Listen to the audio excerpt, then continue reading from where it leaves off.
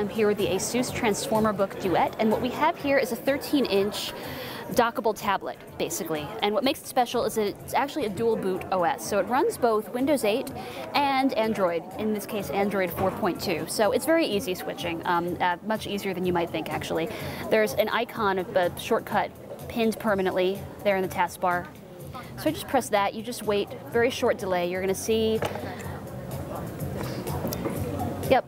So here we are in Android 4.2, and as you can see, there's the exact same shortcut, exactly in the same place in the lower left. So if I press that again, I'll go back, and again, you see that confirmation on screen just after a brief delay. You're back where you started. So let's go through the hardware a bit, just because obviously the software is actually pretty self-explanatory, even though it is the biggest feature on the device. The tablet itself here is actually fairly light, considering that this is a 13-inch tablet we're talking about. And a lot of that has to do, I think, with the plastic construction, which does feel kind of cheap. I mean, granted, this is a device that starts at $5.99 in the US, so it's not going to have a really premium feel. But that plastic construction does mean that it does feel pretty light. At least this part does. Once you dock it in, it's a little thick and heavy for what it is. I mean, it's 1.9 kilograms, which is a little over 4 pounds. It's definitely heavier. It's heavy for even a 13-inch touchscreen Ultrabook, but you get a lot of things in exchange. So for starters, you get a lot of storage.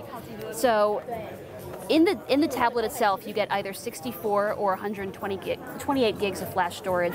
And in the dock itself, you get anywhere between 320 gigabytes and a terabyte of hard drive storage. So that's way more storage than you get on a typical Ultrabook.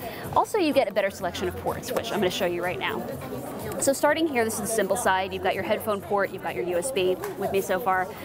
This is where it really opens up. So you've got full-sized HDMI, you've got USB 3, and you've got an Ethernet jack with a little drop down there, and that is the power port.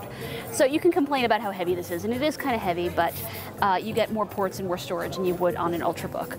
So again, it's going to arrive in the US, and it will start at $5.99 with a Core i3 processor, but it will go all the way up to Core i7 if you need just a little more horsepower. But again, this is an interesting device. It definitely does what it's supposed to do well. It switches between the OSs really seamlessly. Just make sure that's a really compelling feature for you when you consider the weight and the construction that you're going to have to put up with in exchange.